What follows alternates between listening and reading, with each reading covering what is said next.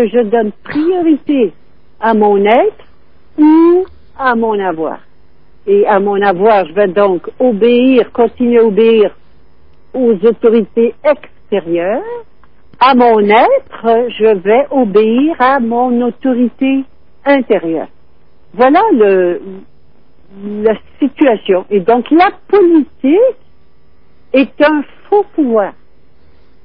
Par exemple, arrêtons demain de payer l'impôt.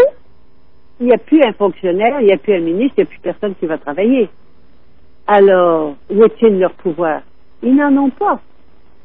C'est tout. Ça n'existe pas. Ils ont le pouvoir qu'on veut bien leur donner. Pourquoi payons-nous l'impôt? Et j'ai fait des conférences et demandé à des milliers de gens. Je le demande toujours. Je pose toujours la question. Qui, dans cette salle, paie l'impôt par amour pour soi? J'en ai pas trouvé un encore. J'ai pas trouvé une seule personne qui m'a dit oui, moi je paie l'impôt et j'aime ça, je le fais, la joie au cœur. J'en ai pas trouvé.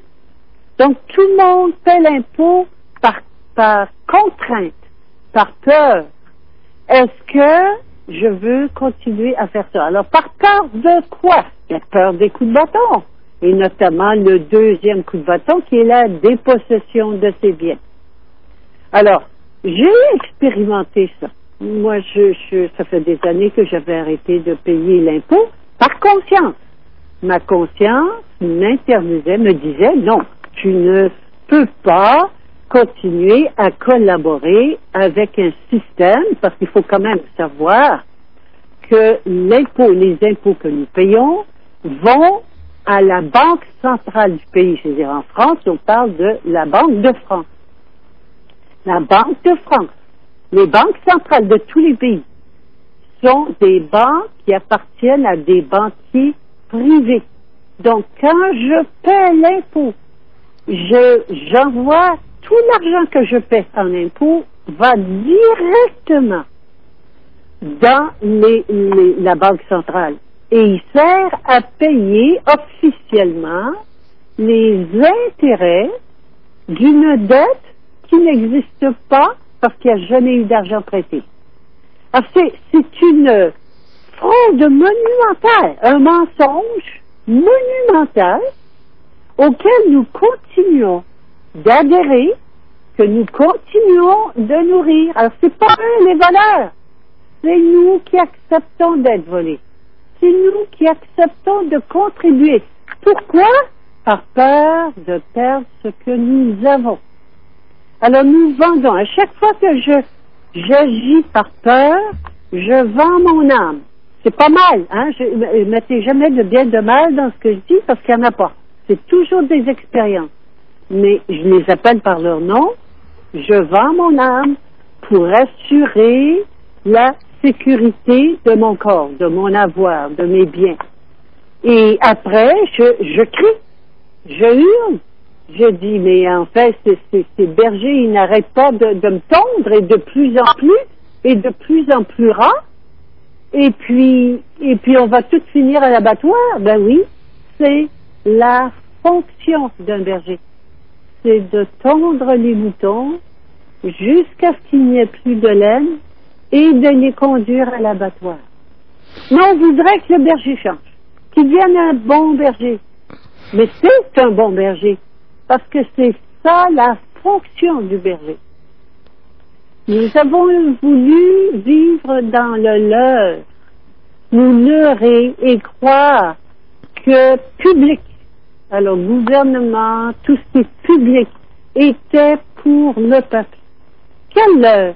Et c'est simplement, c'est ça qui fait très mal en ce moment, c'est la grande désillusion de réaliser que tout ce en quoi nous avons cru, que nous avons nourri, que nous avons pensé, tous nos acquis s'effondrent. Oui, et c'est très dur. C'est très, très dur. C'est le moment de la grande désillusion.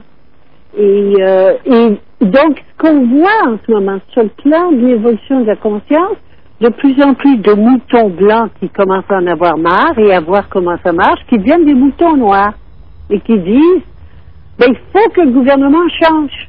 Il faudrait donc que ce soit comme ça, puis qu'il soit bon, et puis qu'il soit juste, puis... Mais non, c'est pas possible.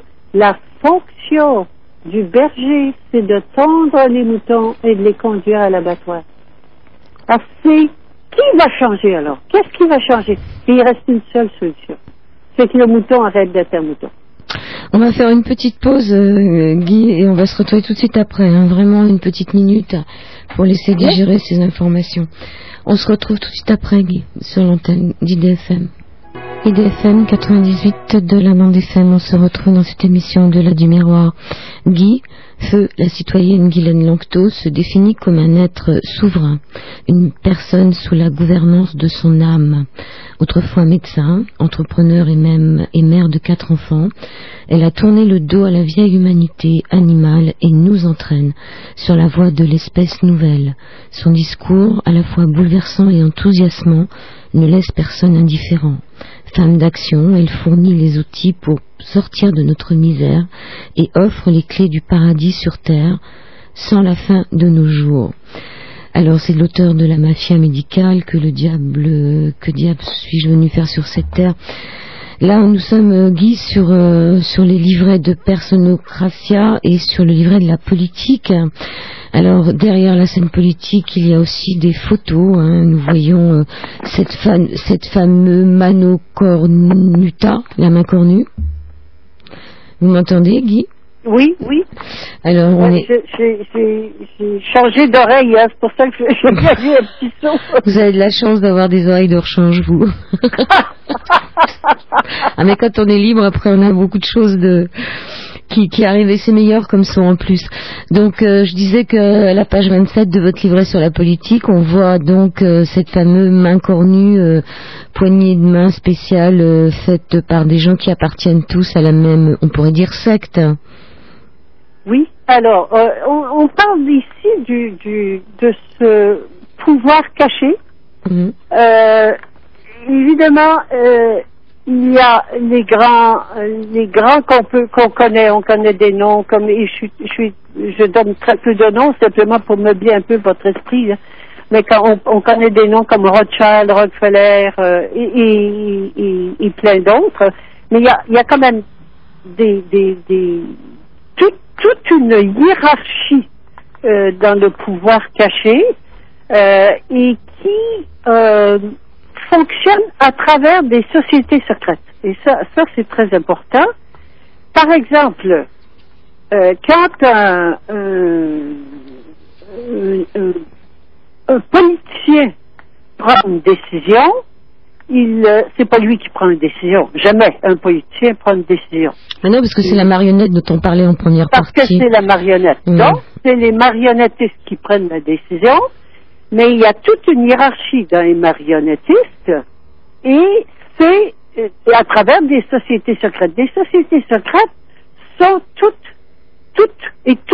c'est toujours hiérarchisé. Vous savez, par exemple, vous avez entendu parler de la franc-maçonnerie avec ses 33 degrés, et il semblerait qu'il y en aurait encore d'autres au-dessus. On n'a pas besoin de savoir trop comment ça marche. Ce qu'il faut savoir, c'est que chacun obéit au supérieur. Donc, les ordres viennent d'en haut.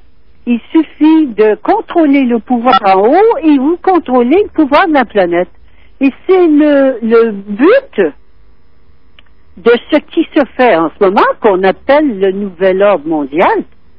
Et toute personne qui veut réussir et qui réussit dans le domaine social, parce que je vous ai parlé tout à l'heure des 3 bâtons, mais il y a les 3 carottes. Les carottes qui sont pour acheter les moutons.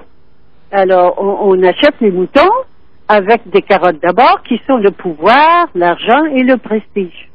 Et toute personne qui monte dans la hiérarchie sociale est attirée. Il y a au moins une des 3 carottes qui l'attire et avec laquelle on l'achète. Et vous avez donc, et leur façon d'identifier leur allégeance, qu'on appelle allégeance satanique, qui est encore là. Il n'y a pas de bien, il n'y a pas de mal. Satan, c'est pas méchant, c'est le Dieu du monde d'illusion. Mais alors Lucifer, ben c'est la même chose.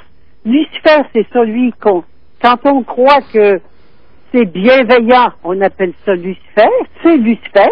On appelle ça Dieu, mais c'est Lucifer. Et quand on croit que c'est malveillant, on appelle ça Satan. Mais c'est la même chose, c'est toute la même chose. C'est toujours du pouvoir extérieur. C'est toujours du faux pouvoir. C'est tout ce monde d'illusions et de mensonges dans lequel nous sommes. Donc, pour monter dans cette hiérarchie, il faut vendre son âme. Et plus je vends mon âme, plus je monte. Et plus je veux monter, plus je vends mon âme.